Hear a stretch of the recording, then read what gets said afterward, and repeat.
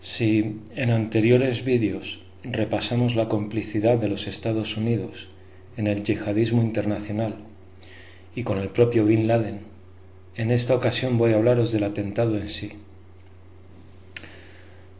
Bueno, esto es una reflexión personal.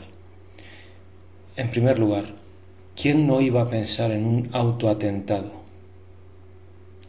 Cualquiera que eche un vistazo al incidente del Golfo de Tonkin, al hundimiento del acorazado Maine, al asesinato de Kennedy, repito, cualquiera ante un atentado como el 11S debería considerar la posibilidad de que fuese un trabajo interno.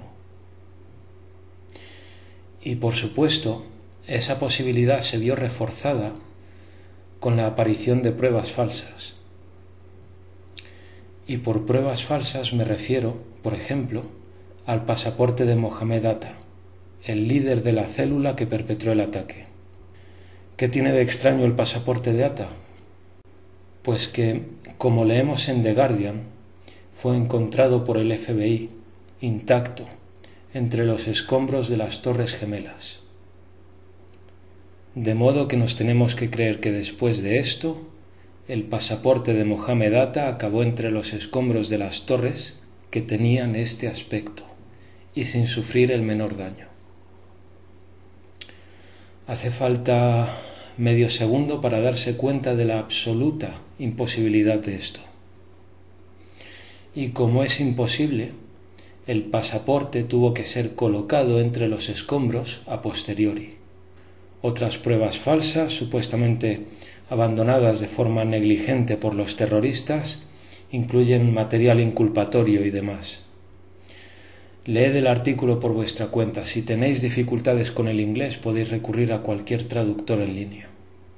Claro que, si hablamos de negligencia por parte de la célula que perpetró el atentado, tenemos que hablar del Club de Florida. Según informaron muchos medios en Estados Unidos, yo os dejo un artículo de CBS, la noche del 10 de septiembre de 2001, 3 hombres fueron a un club de striptease. Gastaron cientos de dólares en strippers y alcohol, que está prohibido para los musulmanes, hablaron de lo poco que les gustaba Estados Unidos y advirtieron: ya veréis mañana, América va a ver sangre. Después de eso, en lugar de pagar con efectivo, pagaron con tarjeta para dejar rastro y se olvidaron una copia del Corán. Si alguien se cree que el pasaporte de Mohamed Atta podía sobrevivir a la bola de fuego y al derrumbe de las torres, y si alguien se cree que los terroristas o alguien conectado con ellos fue un día antes a un club de striptease, se emborrachó, avisó de lo que iba a pasar y se dejó su copia del Corán, si alguien puede creerse este nivel de negligencia en los terroristas que perpetraron el ataque más sofisticado en la historia de los Estados Unidos, necesita atención médica urgente. Pero si fuera negligencia, los terroristas no son los únicos. Ahora vamos a hablar del FBI. La cadena CBS también informó que algunos de los terroristas compartieron piso con un informante del FBI. Y el paralelo con el atentado de 1993 es inevitable. En 1993 hubo un atentado contra las Torres Gemelas, un coche bomba en el aparcamiento. Según informó en su momento The New York Times, el FBI tenía un informante que les había estado avisando de todo lo que se cocía. Pero en su descargo hay que decir que para el 11S, el FBI acababa de perder a su mayor experto antiterrorista. John O'Neill había pasado casi 20 años investigando a Al-Qaeda, desde el atentado del 93, pero dimitió de su puesto y para agosto de 2001 fue contratado como jefe de seguridad de las Torres Gemelas. Como vemos en este artículo de la revista New Yorker, un periodista amigo suyo le dijo: bueno, al menos no van a poner otra bomba. A lo que O'Neill contestó que seguramente volverían para terminar el trabajo. El atentado le pilló fuera, pero después del primer impacto corrió al interior para ayudar en la evacuación, y eso le costó la vida. Para quienes todavía sean capaces de aceptar la historia que nos contaron sobre el 11S, añadiremos un tercer grupo de chapuzas: los medios de comunicación. En primer lugar, abandonaron su obligación de informar y de investigar. En segundo lugar, todo apunta a que algunos desempeñaron una función más oscura. El 11S en Nueva York hubo 2 aviones, pero fueron 3 los edificios que se derrumbaron. Los edificios del World Trade Center 1 y 2, las Torres Gemelas, y también el edificio número 7, que no recibió ningún impacto por parte de los aviones y que solo se vio afectado por pequeños fuegos aislados.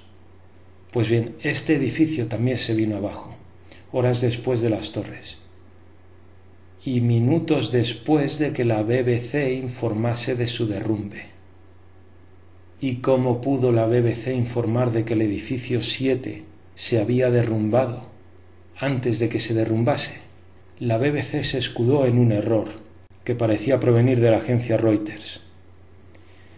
Y si el edificio no se hubiera derrumbado, o si la información se hubiera referido a otro edificio, podríamos creerlo y sería comprensible.